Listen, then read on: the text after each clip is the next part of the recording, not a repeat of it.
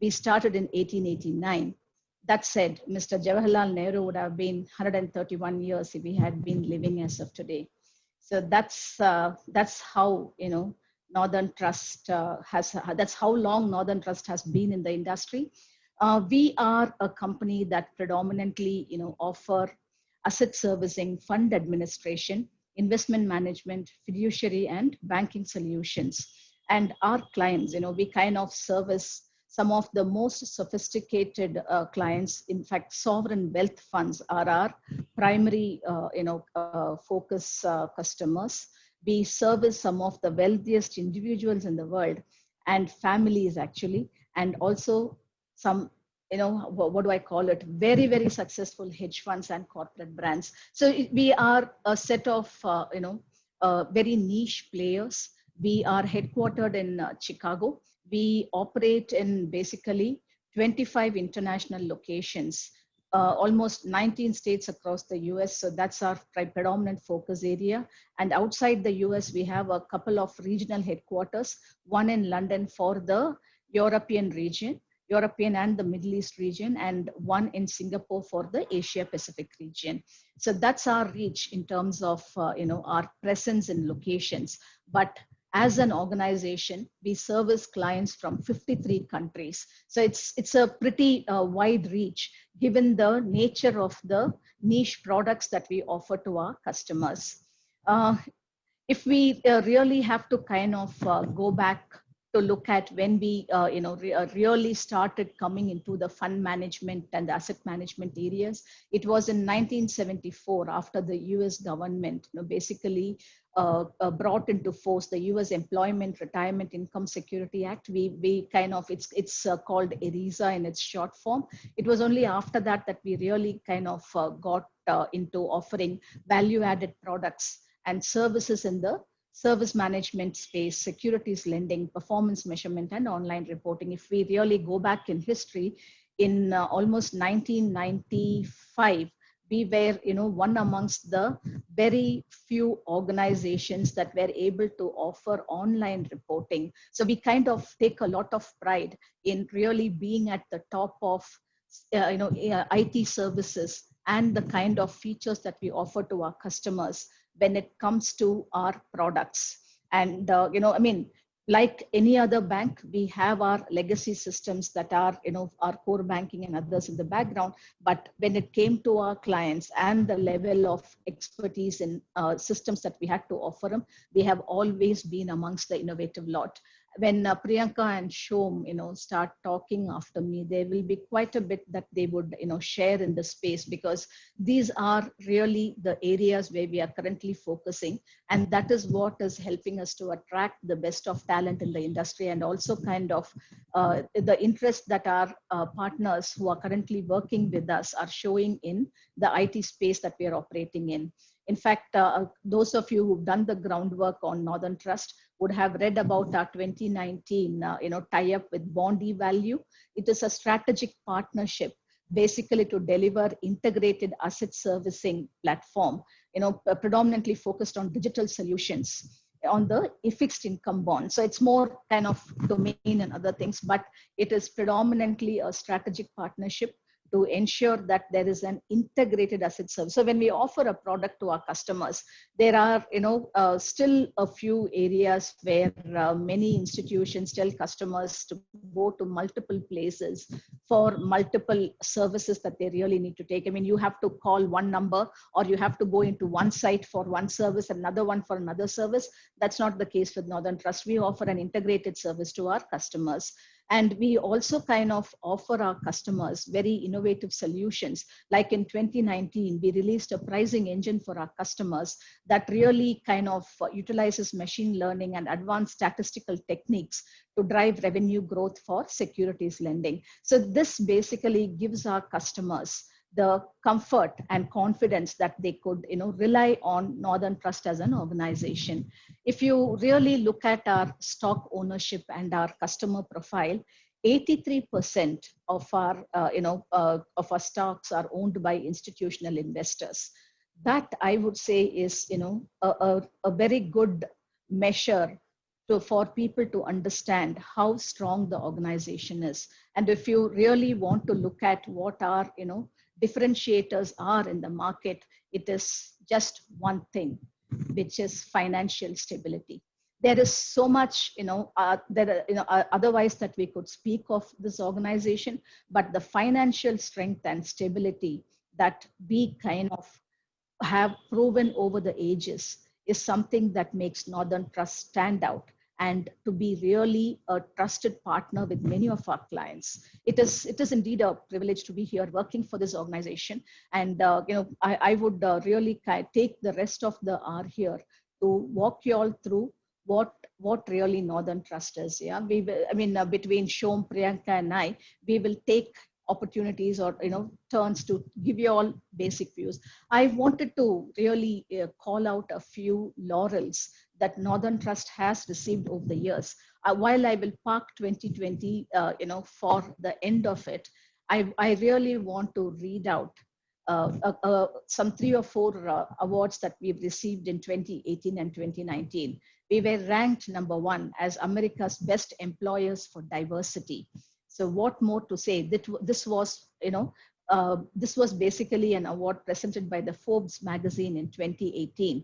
So we were America's best employers for diversity, friends. And as we step into India, we really want to continue that that name and fame into the Indian market as well. We really want to make sure that Northern Trust, which is renowned for its diversity, equity, and inclusion globally, really showcases and lives up to the values with its partners in India as well. We were rated as the world's most, we were rated, for the 12th consecutive year as one of the world's most admired companies. 12 years in a row, we were able to win the award. We were rated as the world's best employers by the Forbes magazine in 2019. And in 2017, this is something that we real company, yeah, a world's most ethical company for 4 consecutive years, we've been rewarded. On that note, I would really kind of like to move into 2020 and what it has really brought in for us. Though, a lot of why a lot? The entire globe, I would say, is today impacted by the COVID pandemic. And those that were really able to, surface and ride the tide have been the ones who were really prepared and were cautious in terms of their approach, their resilience, and also, the disaster management capabilities. At Northern Trust, we really kind of managed to serve our customers without any impact. And we've been able to ensure service continuity, and that service continuity and our ability to really stand up and face the storm has yielded us 3 much coveted awards across the globe. Asian Investor has rated us the best global custodian for asset owners in 2020. I'm talking about the awards that I'm talking about are all ones that we won this year. We have been named the 2nd largest custodian bank in Australia, the Australian Custodial Services Association. This happened just a couple of weeks ago, friends. So, this is testimony to the fact that we really kind of did not get slumped by the pandemic wave, and we really stood up and faced it bravely. And the result is, even with all this kind of issues and the major problems that are hitting the globe, we've been able to really be there and service our customers and ensure that we were there and available to partner with them during the most trying times. We've been named one of the top financial and banking company by Professional Women's Magazine in 2020, and this is for the 10th year in a row. While many places, diversity is still something that organizations are, struggling to keep pace with, in India, we talk of almost a 40% plus diversity ratio. And, we are continuing the journey of Northern Trust into India. And as we are beginning our journey for the technology team, we are really looking forward to building a workforce that's diverse and innovative. So maybe I will pick it up from here, Hema. Thank you. Go And ahead, Shom. thank you, Murali, Ankita, and the entire She Engine team for having us part of this wonderful webinar series that we are having. So thank you for having us. Um, so in terms of what Hema just mentioned, from a Northern Trust standpoint, there are three distinct pillars that we sincerely believe in, that is service, expertise, and integrity. So anything that we do or anything that we work are bound by these three pillars. And I thought maybe it's a good moment when we can introduce our lines of businesses. And I can talk about asset management, corporate institutional services, and the digital enterprise solutions. And then I'll hand it over to Priyanka for her lines of businesses. So just to, without getting into too much of technical details, I will keep it light for all of us. So asset management at Northern Trust, also known as NTAM, is a global investment management firm, and we are entrusted with 1.3 trillion US dollars across different asset classes, investment styles, and client segments. So we enable our global investors to achieve their most important goals by providing insights, solutions, and exceptional customer experience. We are in the top 10 largest factor-based investors in the world and the 12th largest ETF sponsor, exchange traded funds or ETFs.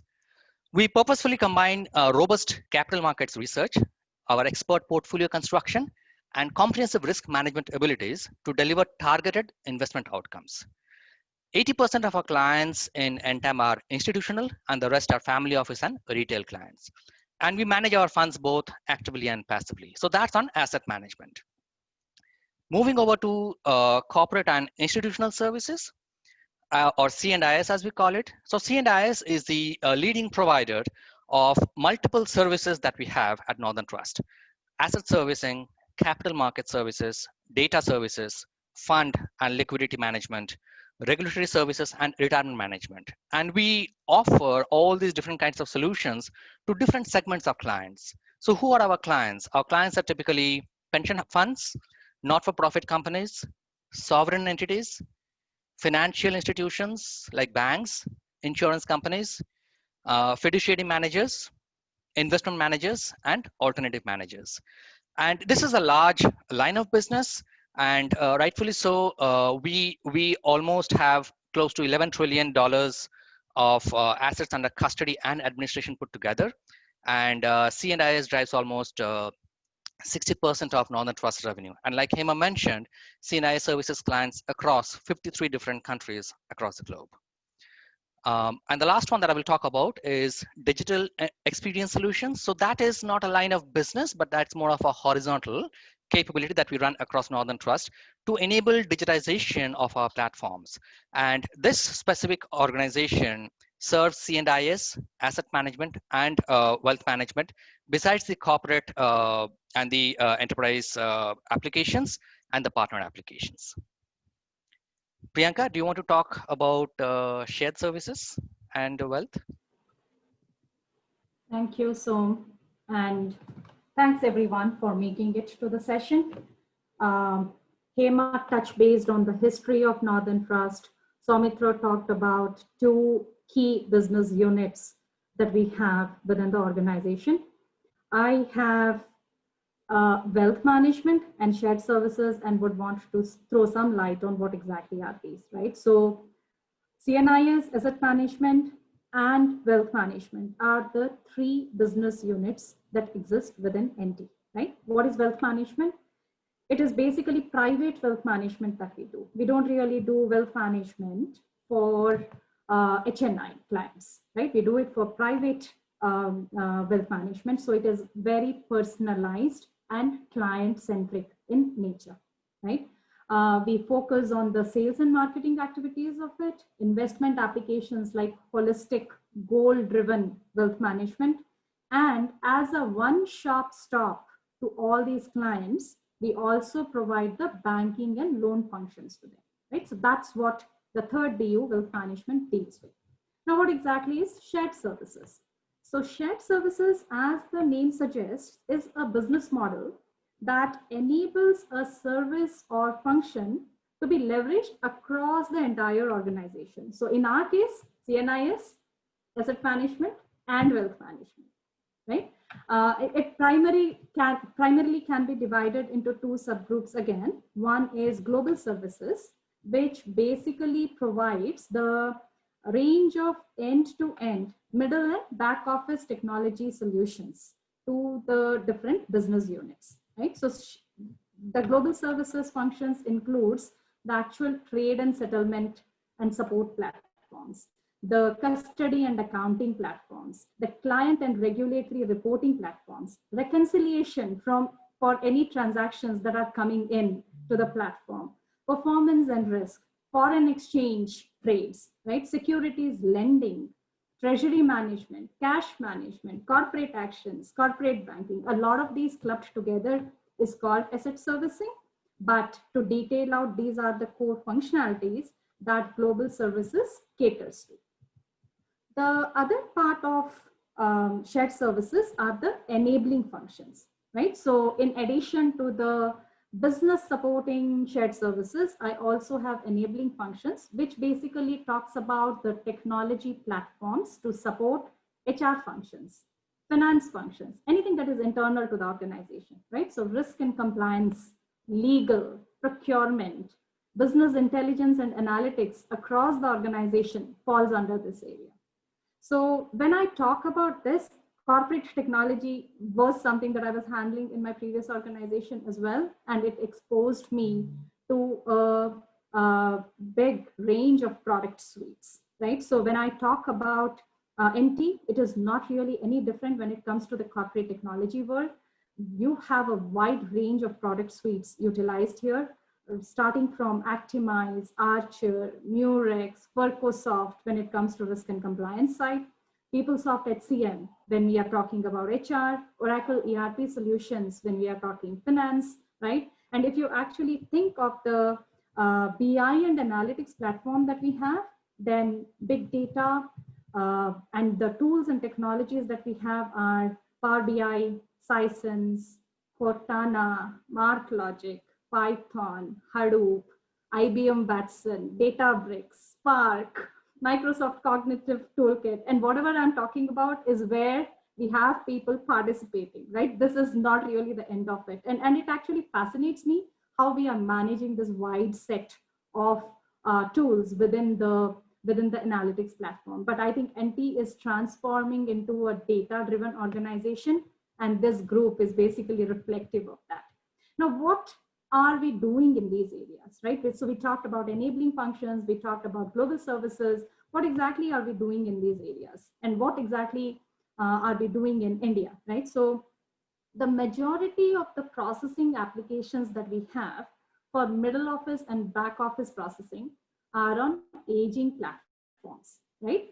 As Hema pointed out when she started the session, NT started functioning in 1889, which means it's a 130 to 140 years old organization.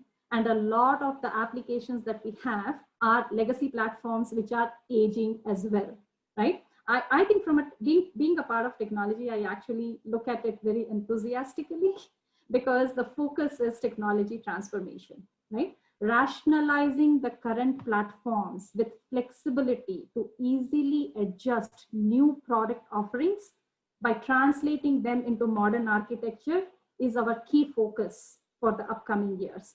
Consolidation of the platforms to provide centralized functions, developing agility to handle real-time environment, right? And ultimately, basically what we are talking about is event-driven architecture with integrated data fabric layer, bringing in real-time global capabilities, right? So that is what we are aiming towards. Actually, very interesting times in NT, which is a legacy in itself, in terms of all types of transformation happening hand in hand, right? We are talking about workforce transformation, which is where we are building the teams in India. We are talking about technology transformation, and we are talking about process transformation as well, where we are moving into a more agile and DevOps oriented architecture. So That's what NT is in a nutshell, along with the business unit functions. Now we have a long-term strategy, right? When we are doing the build out in India, we are actually thinking of it strategically and not really a cost-effective center, which makes it very different from a lot of other GICs that we have. But I would hand it over to Hema to talk about Northern Trust long-term strategy and how important diversity is to that strategy. Hema, over to you. Thanks, Priyanka. Friends, I mean, just to make sure that there isn't too much of an overdose after all the lovely things that you heard from Priyanka and Shom, I just wanted to set our eyes on what Northern Trust is doing in India. We started here in 2005, so net we are about 15 years in this market here in India. And as we kind of look back, the first 2 years, 2005 and 2006, we were about 275, 300 partners working with us. Over the next 2 years, the numbers went up to 1,800. So you can imagine the acceleration. And in 2018, we started the technology build out with about 40 partners on board. In 2019, we went up to almost 100 partners. I think we were about 98, 99 partners, to be precise, 98. And today, as I speak, we are 400 partners, 389 to be precise. And we are counting on partners who would be joining us over the course of next week to really touch that number of 400. Our plan is to exit 2020 with a headcount of about 500 partners. But as we say that, the exciting journey and the strategy that's there to complete the build out to 2021 and 2022 is really kind of challenging as well. So we kind of started. We really wanted to crawl, and then now we are really kind of sitting up with by the end of December we'd be at least 550 partners for sure. And next year we really want to stand up and start running. So that's when the whole bit will catch up. And to give you a perspective of what India means to the entire Northern Trust group, we were, I came across a very interesting data point yesterday where, there was a comparison of the global presence of many fintech captives that exist in India to the global headcount. Believe me or not, Northern Trust is leading the way with 35% of partner presence in India.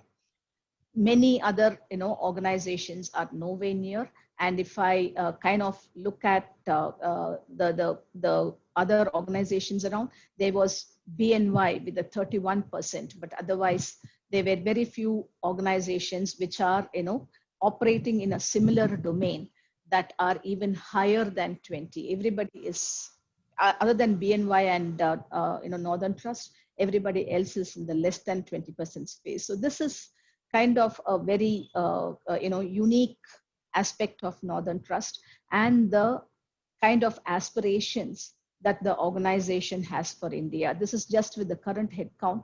As we look at the roadmap that we have for future expansion in India and the technology workforce that we want to ramp up here, we will surely look better on that number. And it is really going to be an exciting journey for us as the organization is harping upon new ventures.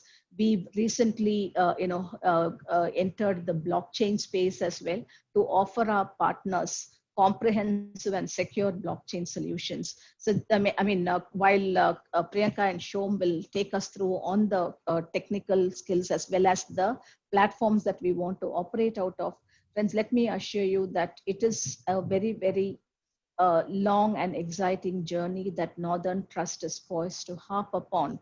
And what is it that we do in India?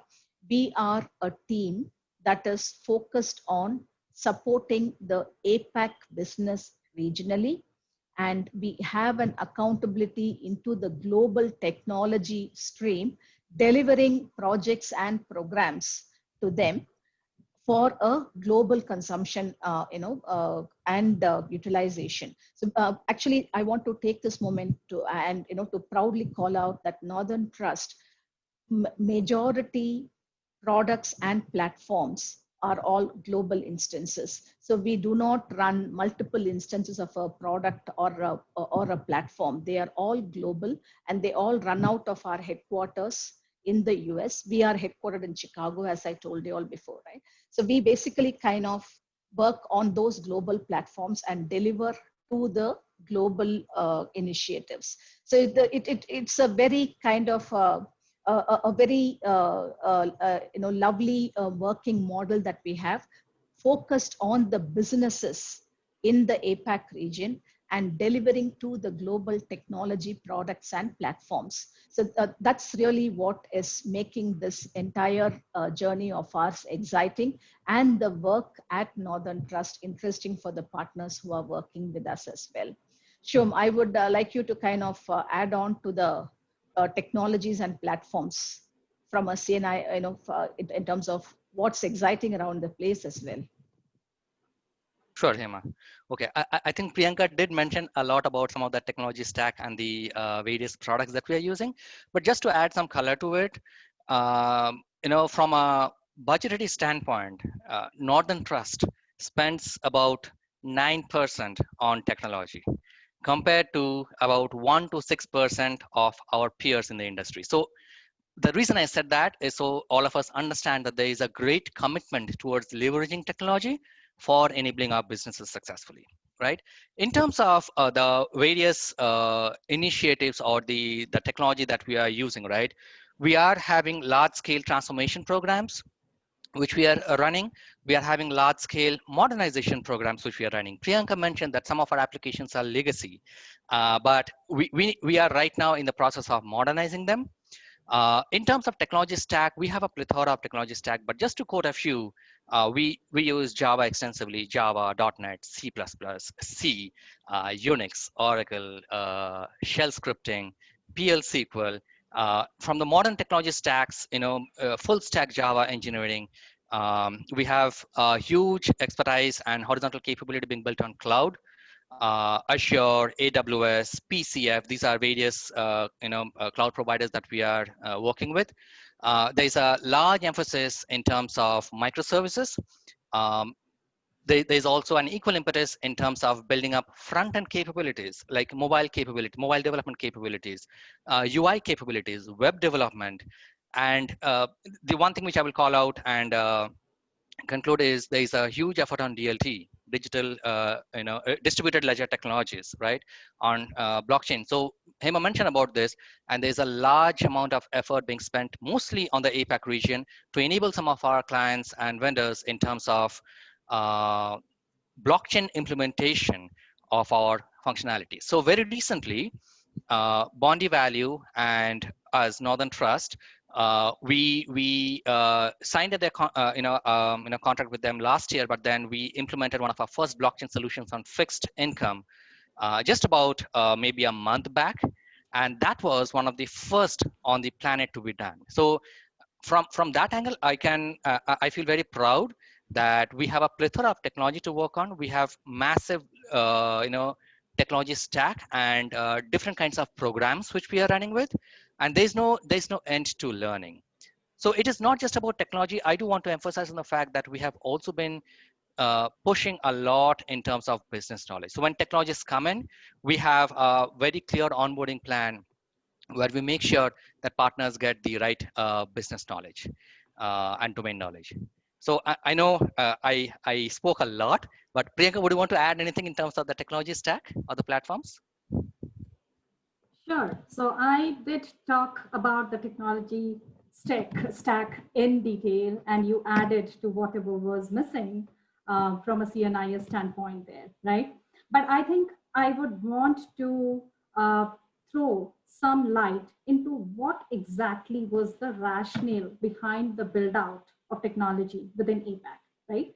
We started doing this with 4 primary objectives in mind. Number 1, get the IP in-house, right? Get the knowledge and the expertise in-house because it was residing primarily with vendor organizations. Number two, bring in engineering and process excellence. Number three, better time to market for the APAC region. And number four, establish the follow the sun model from a support standpoint in the region, right? So these were the primary goals with which the build out was started. A year into the strategy, or probably almost a year and a half, 2 years into the strategy, our objectives are the same, but more intensified with the effective contribution that the new hires have been making in a very short duration that they have been with the organization, right? There is accountability and ownership reflecting in the deliveries that is done by the team that we are building. And this hard work is not going unnoticed, promising a much stronger foundation into 2021. Now, how has this journey been from a numbers perspective, right? And Hema at a high level touched on where we are today and where we would be. Maybe I would just want to go one level down and talk about how aggressive the journey has been. So I joined the firm last year in October. And when I joined the firm in shared services, there were around 15 partners in the region. Today, we are around 150 with 50 offers rolled out, where I would probably be having a team of 200 FTEs by the end of or mid of October, right? And we are planning to exit the year with around 270 plus within the shared services. This should give you an idea of the aggressive hiring. But at the same time, as Som pointed out also, there has been a very streamlined onboarding and knowledge transition methodology, which is actually enabling the teams in being effective in whatever they are doing, right? And the other aspect here was around diversity, right? Diversity is definitely a key consideration, as you would have realized by now, but not just gender diversity, right? Diversity in terms of experience, diversity in terms of the companies that we hire from, diversity in terms of hiring veterans, differently abled, and anything that you can think of. The intent being to build a balanced culture, which is a salient feature of Northern Trust. Yeah. Fantastic. So yeah, I think, it talks about, 130, 140 years old, thing. It's never possible to just, conclude it in 30, 40 minutes. I think it's, elaborated, information, Hema and Soumitra and Priyanka. Thank you very much for the kind of introduction given. I think it gives almost most of the information which is required for the audience. I think almost like they've received it. It's fantastic, and thank you. And then before even I move to the next section of our webinar series, right? So, before that, I just wanted to thank each of you, and then Northern Trust especially trusting Shenzyn as a partner who can help, and building the diversity workforce for them. And thank you very much for that. So before, maybe this I try to ask maybe Hema to you. So I heard that you're talking about, one of the best place to work in America, and then it's also actually top employers in the in that span of a time. What really made what it took actually Northern Trust to actually come to this 2, 3, 4, 5 feats you were actually able to deliver. One, I wanted to actually you to just give us a clarification. Plus, I think, what are we trying to do now? I think now, last 130 years, Northern Trust did a lot of work in the Americas, but I'm sure after you took over in Asia Pacific especially. So just wanted to hear that, Hema, from you.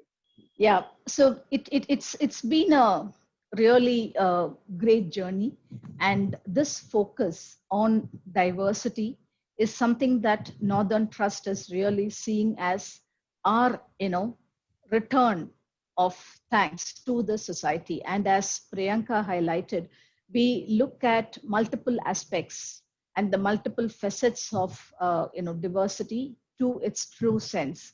So we just don't restrict ourselves to one or two. And we recently received an award for our contribution to the Pride Network as well. It was a global recognition that Northern Trust received just 3 months ago. So it is, it's been a really, really great space, and our focus is not equality, but equity. We basically want to ensure that opportunities are equal rather than, saying that it is more of a facilitation that we are doing to enable diversity. We want to make sure that every opportunity in this organization is available and open to all individuals, irrespective of, whatever, the multiple forms of diversity that we really kind of talk to. So whatever be it, creed or race or, color or whatever, we really do not want to discriminate. And this is something that Northern Trust globally is kind of focused on. In fact, I was having a conversation with our global CSR and diversity head.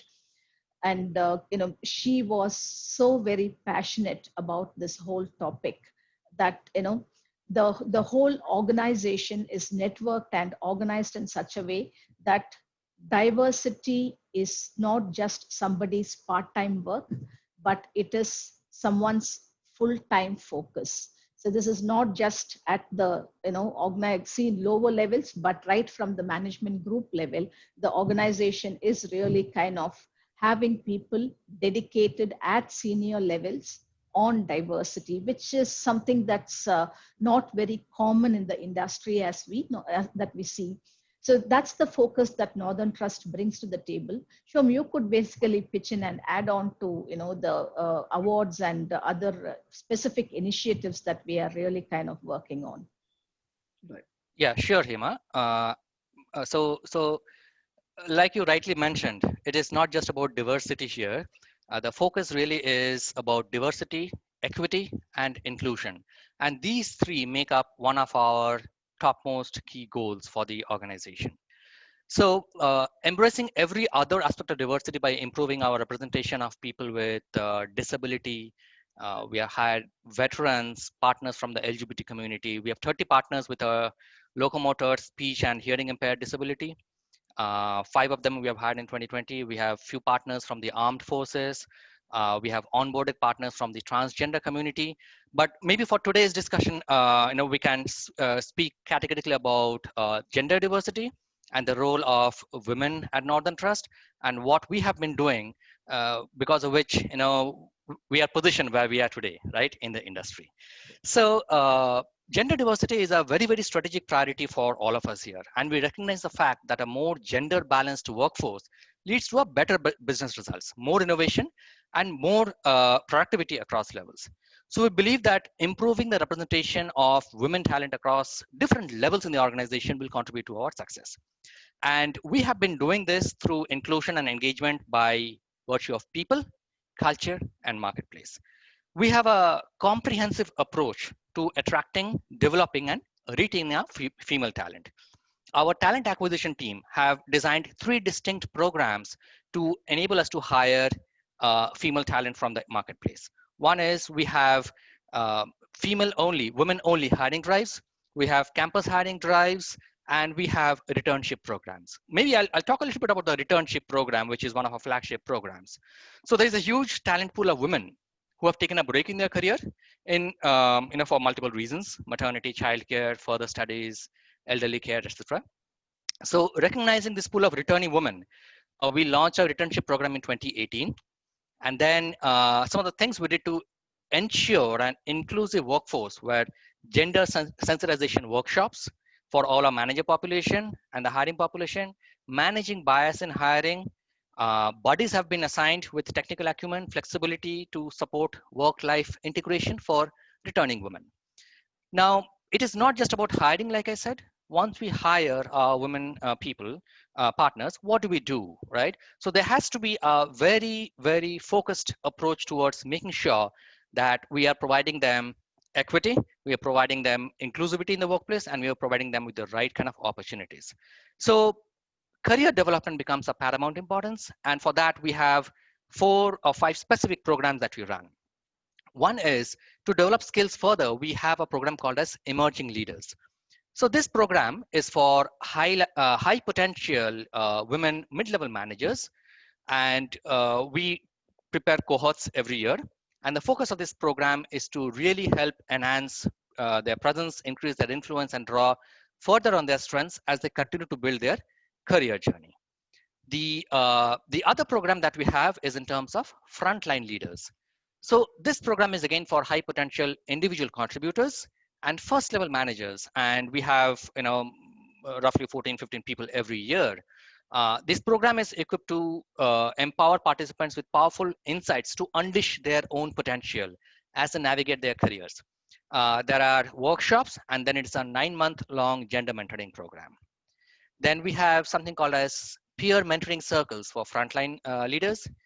We have strategically partnered with Dell and Intel. So Northern Trust India, along with Dell and Intel, we launched something called as an intercompany mentoring program. So this program kicked off in July last year, and then we have selected potential junior to mid-level women talent from the organization, and the feedback has been very, very positive. And the fifth thing that we have done is to really engage our male leaders as change agents. I'm one among them. So, we had several workshops. Several workshops have been organized for men across the board so that they can come out as ambassadors for change, right? Some of the themes that we typically discuss in those workshops are gender bias, the role that men can play in the workplace as advocates for gender diversity, the masculine norms and perceptions, and the move from being gender blind to being gender bilingual, right? In terms of our gender sensitization training, several of our senior leaders went through this train the trainer program on gender sensitization that focused on important themes such as business case for gender diversity, a better understanding of the challenges faced by women in our societies, and a better overview of gender intelligence and gender biases that crop up inevitably at work.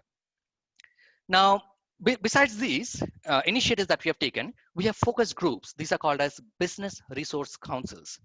The BRCs, they are here to foster a culture of inclusion.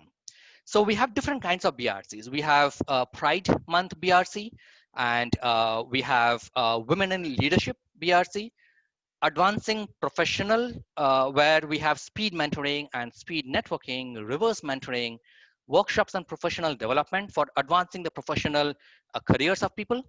We have our Disability Business Resource Council, which is focused on inclusive leadership for persons with disability, persons who have children with disability. There's a Northern Trust Circle of Caregivers. We have a Working Families Business Resource Council, where we allow kids to be brought to work, bring a family to work, elderly care workshops, mental health, etc. And we also have Military Appreciation and Assistance Resource Council, which is focused towards making sure that we have presence from the military, from the armed forces within integrated well within our workforce. We have camps with NGOs, and we have a very focused approach towards veteran hires. Now, working families, Circle of Parents, that is another BRC that has conducted sessions on work-life integration and balancing out work and family responsibilities, right? So our vision is definitely to continue to develop and maintain this culture of inclusion and belongingness for our female talent, as well as engage our male talents as champions of change across levels. So these are a few things, Murali, that we have done across the enterprise, and with a very clear focus on the APAC talent that we have. And probably that's what has gotten us to where we are today.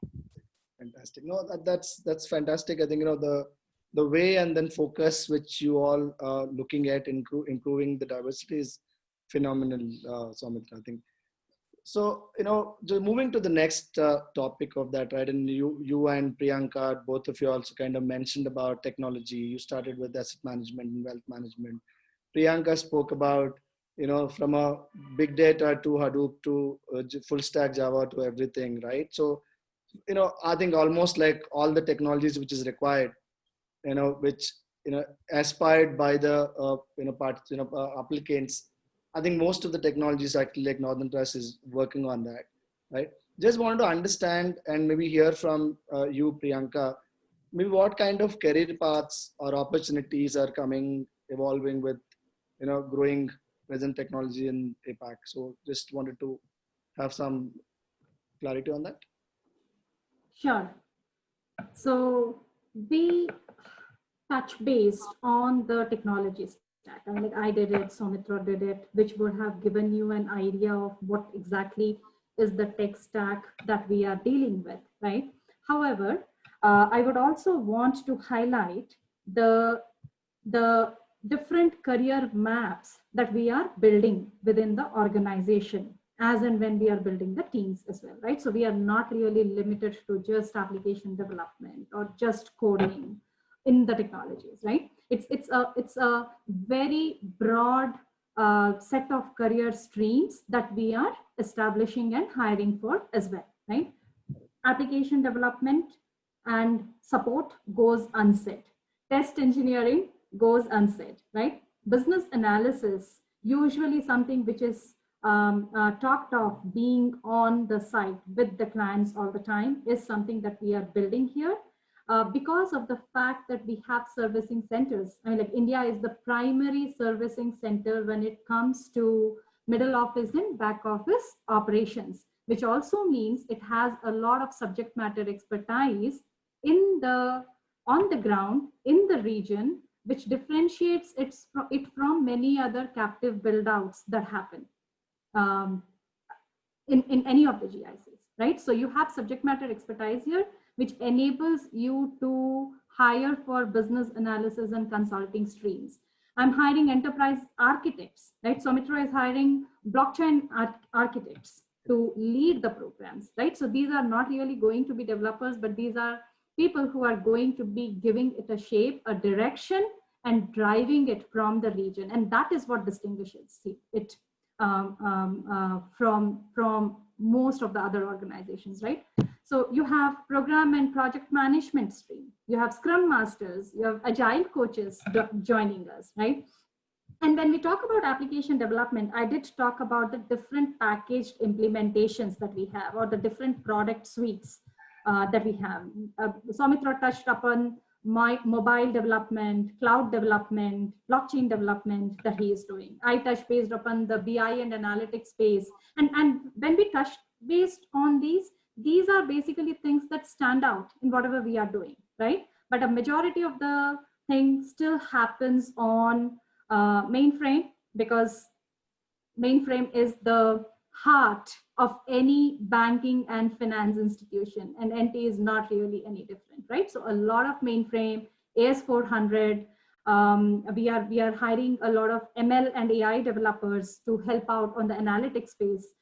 Because we are supporting the service centers, we have teams of RPA developers who can help out with process automation.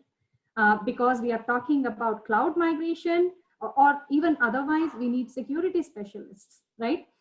We are talking about blockchain and DLT. We are talking about a process transformation, and as a part of that, CI/CD and DevOps is a key area that we are focusing on as well, right? So, I mean, I think it's actually NT, if you compare to many other banks, being a custodial bank is pretty small in size, right? The entire FTE strength probably, or the entire employee strength probably is around 25,000 or less than that. But the gamut of applications and the variety in the technology tool set sometimes kind of like mesmerizes me. So that's absolutely great, right? Now, why are we doing this session? We are doing this session because of one simple reason. We are hiring, we want talent, right? And we want talent in any space, right? Now, from a role perspective, we don't really reserve anything for diversity or in the name of diversity. Our roles are open for all, and we promote talent, we promote performance. We provide the flexibility and empathy that you would need from a work environment, but don't really compromise on performance. And the sole reason, if I actually boil down the entire thing to the session, is we are doing this because we need talent to be leading from the region. and be able to make a difference, right? So if you get into Northern Trust, be sure you were actually handpicked and there was nothing but talent which led you there. That's all I would have. I don't think I can add anything beyond that, Murali. No, I think it's a rightly mentioned, right? So I think you already also spoke about in your previous points, right? You said that the way I think, your portfolios are growing and they're expecting 50 more people to join in next month, expecting to become 250 odd people by end of the year. In your own portfolio itself talks a lot that you're hiring a lot of people. I think that's increasing. I'm sure people who are, in this session who's looking for an opportunities, and then all of them noting down, and maybe they'll start reaching out to you separately also, Priyanka. I think it's a good to hear, right? There are a lot of things happening there. So maybe while there is a lot of opportunities in Northern Trust and then hiring happening, just wanted to understand actually, like, maybe Soumitra, you can actually pick this question. So how are you promoting, being holistic well-being of your employees while there's a rush around it, making people joining a lot more, and I'm sure your existing tech leaders are talking, interviewing every day, especially on this pandemic challenging situations. I just want to understand how you're managing it, ensuring employees' well-being. Absolutely, Murli. And that's a very, very pertinent topic, especially in the current times, with most of us working remotely, hiring remotely, onboarding remotely, and doing these sessions remotely, right? So, technology enablement has been at the core of all of these things. I do want to call it out. So some of the infrastructure investments that we have done over the last few months and continue to do have been pivotal to the success of what we are trying to do over here. I just wanted to call that out as a fundamental item. Coming to holistic well-being, right? So there are different initiatives which are there, at least within the Northern Trust India. I will just focus on the India portion here. Of course, there are a lot of things which happen globally, but from a Northern Trust India standpoint, there are several initiatives, Murali. And maybe I'll just call out some of those, right? So the number one priority that we have is safety and well-being of our talent. So that being central to our talent management strategy, especially for female talent, we make sure that there's a door-to-door transport free of charge to all our employees. Of course, now we are working from home, but in general, right? And there is a special, special attention being given to women partners as well. There are additional security features. um, Northern Trust India Circle of Parents. That is a support group for working parents. Sometimes both parents working and the child being there can get really, really stressful. And how do you cope with challenges like that? There are several mentoring sessions and webinars which are conducted by this circle of parents to support the working parents within Northern Trust. The Employee Assistance Program provides 24/7 confidential support to all our partners to address a broad range of personal problems, such as, people can have stress, grief, relationship concerns, legal, financial questions. I mean, all these things lead to, mental, impact on individuals. So the program has been designed in a manner that there is 24/7 support available for all partners on all such issues. And these are strictly confidential. Nobody in the organization comes to know. However, support is rendered out, right? Then we have the Women Leadership Group, that's called as the Will Staff Network. So they support the career development of women, and they organize several sessions on topics related to professional development of women outside of just the corporate work that they are doing, right? There's something called as True North. So True North introduces Discover Wellbeing. So holistic well-being of individuals, a webinar series based on holistic approach to well-being. There is a separate web page dedicated for mental wellness. Mental well-being is of paramount importance, and we have had several of our leaders address. If you would happen to go to the website, of course, it is internal. Many of our leaders have actually spoken and shared examples of mental, challenges that they faced and how they overcome mental, challenges. And so the mental well-being is of paramount importance, and there are sessions on relaxation techniques, domestic violence, caring for elders, mindfulness practices. So there's a lot that is done locally within the ecosystem, and there are specialized groups who facilitate such sessions for the well-being of our partners. Does this answer your question, Yeah, Murali? yeah. So definitely, yes, right. Because the Northern Trust is actually taking utmost care of looking at well-being. While the typically, I think all the organizations are going through that. When there is a growth phase happening, I think we miss out on the people front a lot of times. But I'm sure, I think there is a lot of balancing act happening in this situations and things. Hema, you wanted to add something on this? I felt like you wanted to say something, and then Yes, Murli. Yes, one of the very tough times that we are going through, and it's very important that we support our partners through this. There is a lot of fun and frolic that we bring into this entire workspace as we are all kind of participating remotely, uh, globally across technology. We had something called as a madness trivia. Nothing. We pulled in, teams of 91 teams of 4 members each into a virtual quiz competition just for the fun of it. It lasted for an hour, and 91, as I said, 91 teams volunteered and participated just for the sake of fun.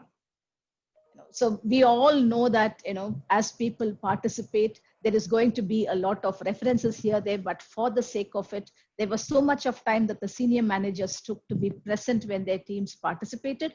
There were many instances when the global CIO of Northern Trust was on those sessions. So a lot of importance is given to fun and frolic, and through the finals our CEO was there and he attended it. So it was very interesting to see how we really kind of had to go out of our way to support the partners and see them through it. And one other bit that we run out of India is a fun and frolic stream, where basically various things, questions related to Bollywood, certain things related to some general knowledge. So it's a mixed bag just to keep the engagements flowing. And yes, with technology supporting us, I normally narrate this example of a swan that's swimming, right? It really kind of poses a very magnificent posture outside the water. You see it turning its head all around, it's truly magnificent. But under the water, there's so much of paddling that happens for it to really move around. That's how we as a technology team have supported Northern Trust to be really able to kind of face this pandemic situation. We implemented our collaboration tools and others in spans of weeks when compared to months that it would normally take in a BAU situation or scenario. So yes, a lot of learnings, a very good position to be in now as we are all coming together. correct. So I think you touched the right point also, Hema, is like, the tough times, there is an economic slowdown globally last couple of quarters. I think everybody's kind of looking at, how do they need to balance their financial things and all this stuff. Just want to understand, other side, I'm seeing that Northern Trust going really aggressive in their, growth path in India. Just wanted to understand it, what is happening, and how is that balancing when economic slowdown happening, but Northern Trust still looking like picking up extremely well. Well, yes, that's one of the reasons why we are kind of ranked as as one of the strongest global financial institutions. Correct. Our financial strength and stability, is really kind of what is helping us to stand out. We weathered the 2008 financial crisis. We are, weathering the current pandemic situation as well. And what experience as we look around says is, while regulators and central banks were really looking at financial institutions for stability on their balance sheet and financial position in 2008, 2020 is turning out to be a real test on the technology resilience and stability of our platforms. Security is of paramount interest in everybody's mind, and as other organizations and institutions, Northern Trust is also kind of really looking to make sure that we are completely secure. And we all know there's so much of cybersecurity related incidents around the world. It's very important that we remain resilient and stable in this juncture. On the financial performance, Murli, that you asked for, in fact, we our second quarter financial results for 2020 were sound, when clearly evaluating it against the market situation that we were operating in between April and June. So we kind of had a net income that totaled to 313 million, and our earnings per share was was pegged at $1.46, though we were down when compared to our performance in 2019 for the same period. When compared to the market situation, this is one of one of the performances that we are really proud of.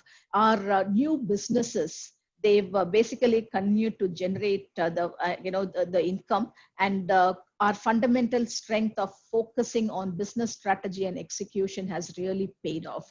So overall, if we look at how we've performed from a technology resilience perspective, which is what many organizations are tested on today, and on our financial performance, on the basis of our Q2 results. The results are out there in public for all of us to read and understand. We are really sound and really, eager to ensure that we clear this year on the same note. Correct. I think, it speaks about being 130 years stronger. I think it's cannot stop any of this couple of quarters pandemics coming around it. I'm sure in this last 130 years of Northern Trust, there's almost like more than 10-15 of these kind of situations would have come in, right? So correct, I agree. Our balance sheet is low risk and exceptionally high quality, I would say. We are kind of completely focused on it. In fact, as our technology vision, we framed it as having platforms that are as stable as our balance sheet. correct. That's our technology vision. Fantastic. So great. I think a lot of information. I think a lot of inputs and insights of Northern Trust. Before I think we move towards asking audience to actually come up with their questions, right? I just wanted maybe each of you to just give some inputs to the aspiring applicants for Northern Trust. You want to give some sense what exactly you look for them? In terms of products, processes, and others, the technologies are all the same, globally used ones. One piece of real advice, and this is life advice that I want to give the folks on this call, is keep learning. Only flowing water, friends, can even pierce rocks. Stagnant water is kind of something that starts to really get bad in a few weeks or months. So keep flowing, keep learning. Only knowledge helps us to kind of keep flowing, and always keep yourselves up to date with what's happening in the industry, and your ability to learn and keep yourselves really abreast of the latest technology. You may not be hands-on as you go up the career ladder, but it's very important that you are aware of how things work and how the technologies are deployed. Keep learning, keep doing your certifications, and keep yourselves active. That's one bit of career advice I would like to offer the people here on this forum. Priyanka or Shom, you all want to add something to this? Yeah. Learning is the key. I can't disagree to that, right? That is where everything starts and kind of like ends.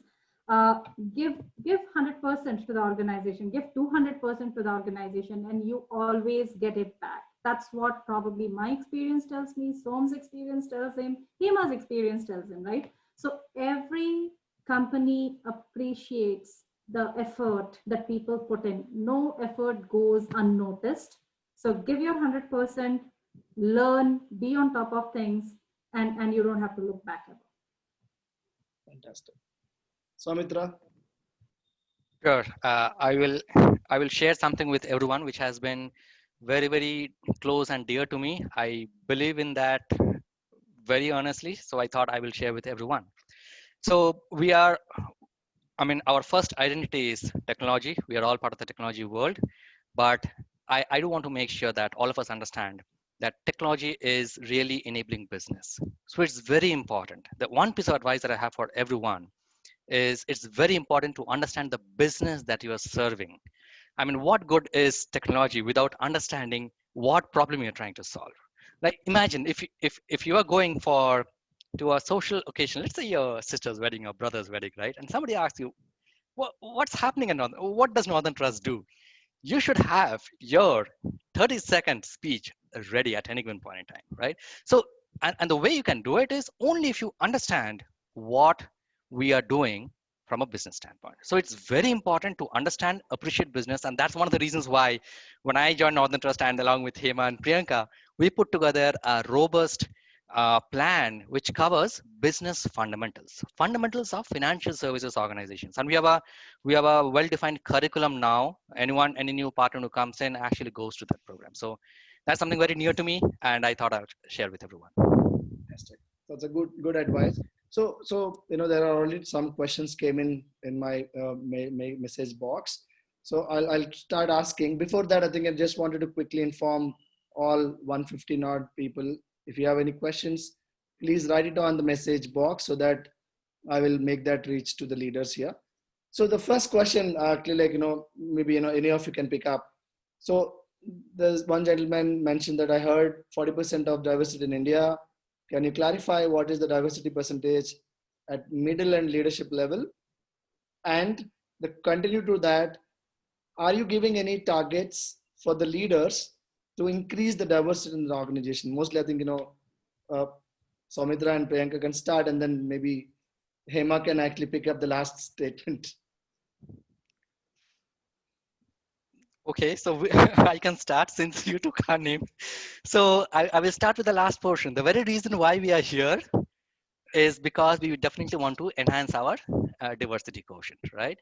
And it's not that we are really running behind a target. I just want to clear that misconception. We are target driven from our economic well-being standpoint, but the reason why we want to introduce higher quotient of gender diversity in our workforce goes back to the first point that I mentioned. We want to improve our the overall working ecosystem, and research has proven that a gender diverse workforce is much more productive. There is a diversity of thought, there is a diversity of actions and ideas that comes out, and that is what drives the organization. Okay.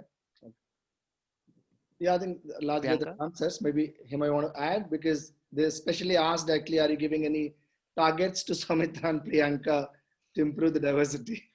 So let me clarify. We do not have anything called as a target. I would like to reiterate what Priyanka mentioned. Roles are opened for, the suitable candidates, and we are striving to ensure that there is diversity within that suitable candidate, pool that we are really kind of targeting to build our organization. So it's very important that we understand in an organization, there is nothing as a real target or a ratio or whatever. There are aspirations, correct? And I really don't want an aspiration to be covered under this name of a target. So I want to convey that very clearly. It's the big picture that we are interested in, the diversity of thoughts, the diversity of, the very ability to view a problem that's viewed by a diverse workforce is tackled very differently to a workforce that's non-diverse. So it could be even if we restrict that to gender diversity, if you give it to any component of a gender diverse organization and make it just one kind of gender that we are giving it to, let me tell you, there will not be a diverse thought process into it. So kindly do not cover this aspiration with the name of a target that's assigned to diversity. We are aspirational to build a diverse workforce. Fantastic. I think that's who we are.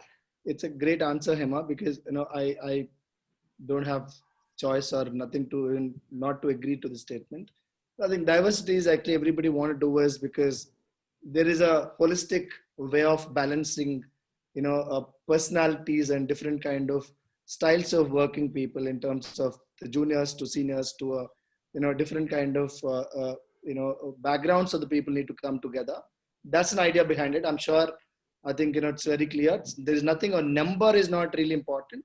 If the holistic workplace got created with less numbers, still that's the best diversity to happen. I think, it's the right thing to, I think. Priyanka, you want to add or you want to move on? Hema put it very well, right? I mean, like that's our aspiration, but I think it's very important to the ecosystem, because you would have heard that men are made in Mars and women are made in Venus, right? Or the other way around. And they complement each other. The thought processes vary, the perceptions vary. There are angles that both the genders look at differently. I mean, like if a problem is given, the way Som will look at it and the way I will look at it will definitely have variance, which kind of makes the whole picture complete. And that is very important for any kind of healthy growth of an organization, right? So diversity is important, but diversity is not gender diversity. That is what we have been emphasizing right from the beginning. We are talking about diversity from the experience level, from the background level, veterans, disabled, everything, right? So we are not really pursuing targets by compromising on talent. That's why I said, if you get hired into Northern Trust, be sure it's only because of the talent that you possess that you got handpicked. Fantastic. Because our hiring process is not very lenient either. They go through multiple rounds of discussions. We ensure that people are very clear on the roles and responsibilities, because I think it is very important to know where you are getting into before you step into it, right? So they go through a evaluation process, which should give them the confidence that they are not there because of diversity. Fantastic. Yeah, I think, your point is valid. There are a few of them in today's session actually gone through the interviewing process. Some of them would have actually kind of spoke to your team members. I think they're echoing to what you said, right? And a couple of them actually even got an offer and happy to join you guys. I think it's fantastic to hear from them, right? So there is one more question which has actually come up. So how Northern Trust is actually different in their approach in terms of technology or a people centric thing compared to other GICs in India? So, how do you? Yeah, I'll just get it started and then Hema can kind of like complete the picture, right? So while we are building out the captive, we are looking at it from a strategic perspective. We are not really looking at it as a low-cost development center, right? So there is a lot of focus to ensure that we are building the right roles. We are building leadership at the right levels. We are investing on the SME layer in the beginning of the exercise so that the build-out is very streamlined and methodically flows down, right?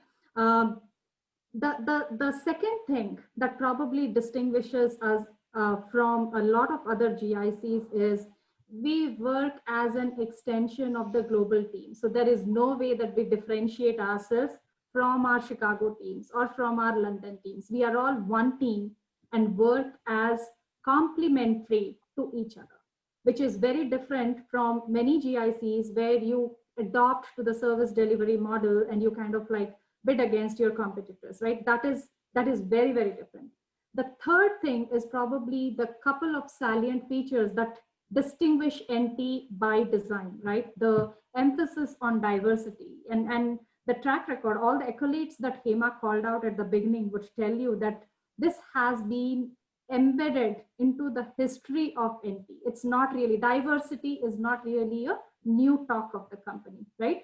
At the same time, there is a lot of focus on internal mobility, right? You can move around technologies, you can move around business units, you can move around business functions, which allows you to learn. And when I'm talking about moving around or internal mobility, I'm not just talking from an India perspective, right? If I have a job in Chicago, I can always apply for that, get interviewed, and go and contribute from there. So a lot of focus on internal mobility also kind of like distinguishes it from a lot of other GICs that exist in India. One unique thing which really differentiates Northern Trust from any other GIC in India, and I can say that with 100% confidence. You look at the ecosystem in India for all the GICs, either they start with technology or they bring technology and operations together at the same time. So you look at all the other GICs, technology has been there for 15 years. Unique thing about Northern Trust here is our operations has been here for 15 years. And we are starting technology. We started in 2019. So why is that unique and why is that so attractive? This is how I position this, right? In a regular technology setup, we really struggle to understand business, domain, applications, and how our technology work is impacting the end user. Here, some of the end users are seated next to us.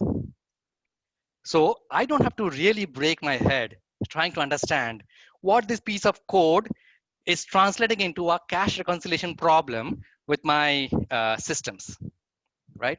So the advantage that Northern Trust possesses today is the wealth of business domain and knowledge which resides locally in India. And that is something which we are definitely leveraging upon. We have started training programs where we are engaging with our operations partners. Any kind of innovative ideas that comes, we work collaboratively, which is, I don't think that's the case with other GICs where operations are, pretty, they've started later or along with the technology team.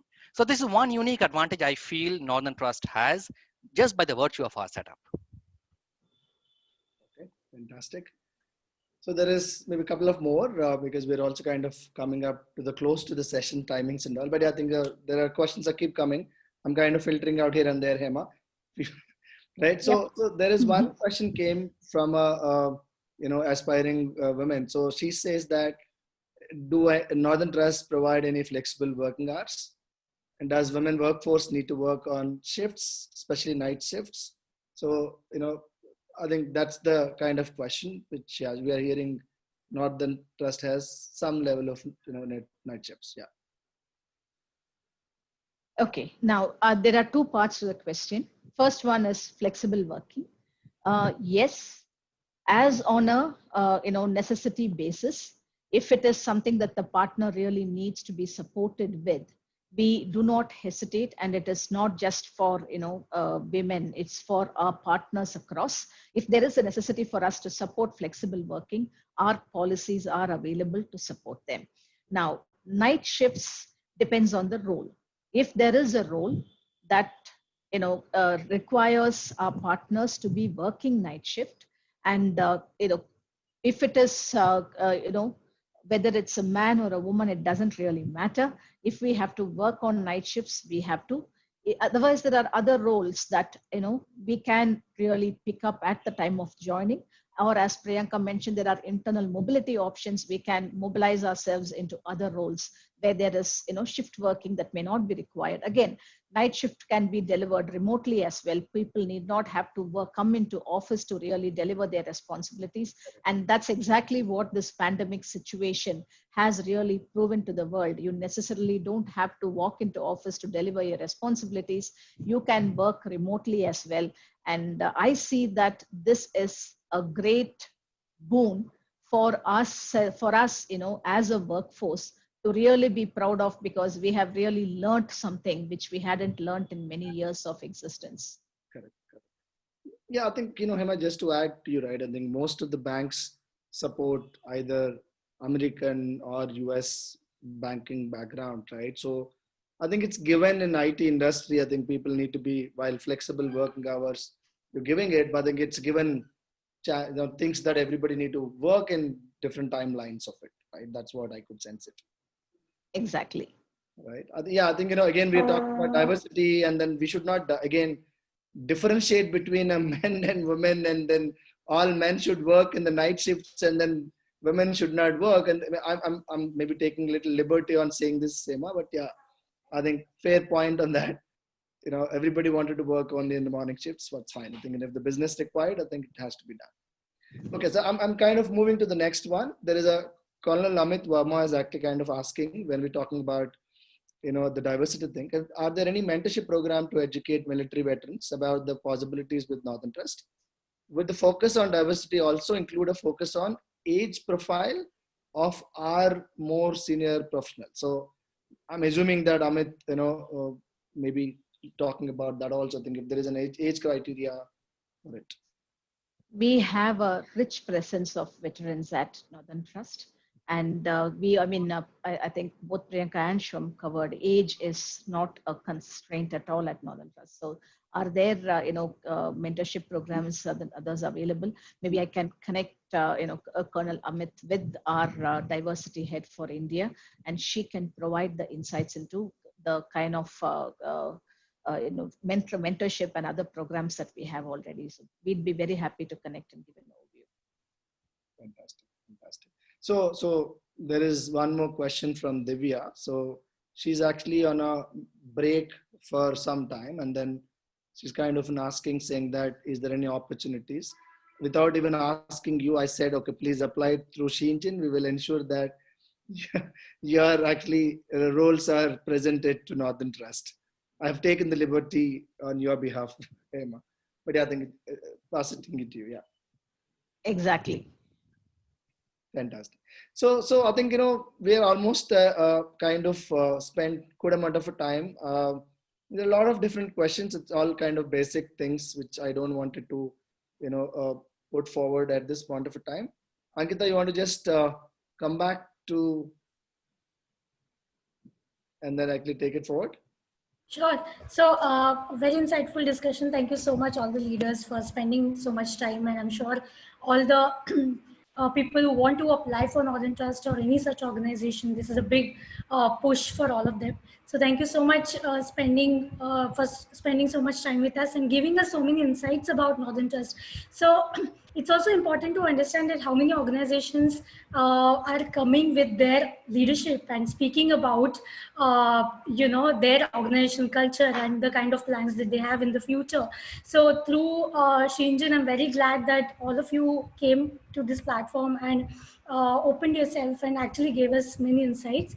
I'm sure there are many more questions coming in, but we unfortunately don't have much time to entertain all of them. But having said that, I want to thank you all for attending today's session, and all the leaders. Thank you so much for taking time by speaking to us again, and have a good evening. Any last words, all of you leaders, before we close in for today? Yes, Ankita, I just want to kind of thank everyone for being here. A very patient 60 minutes of their, time they've given us. Thank you very much, everyone, and wishing you the best of luck for those of for those of you all that are really looking for opportunities with us. We are very happy to consider your profiles, and we are looking forward to having you all on board for the various roles that you may really kind of fit into. Best wishes. Thank you. Thank you so much for having us this evening. Wonderful talking to all of you, and look forward to having many of you on board. Thanks, everyone, and all the best for your future endeavors. Thank you. Thank you very much. Thank you. Thanks, Priyanka and Soumitra. It's a wonderful talking to all three of you. Thanks, Murli Bye. and Ankita. Thank you very much for being here to facilitate this as well. Thank you. Thank you. Bye. Thanks a lot. Thank you all. See you. Have a very good Bye-bye. evening. Thank you.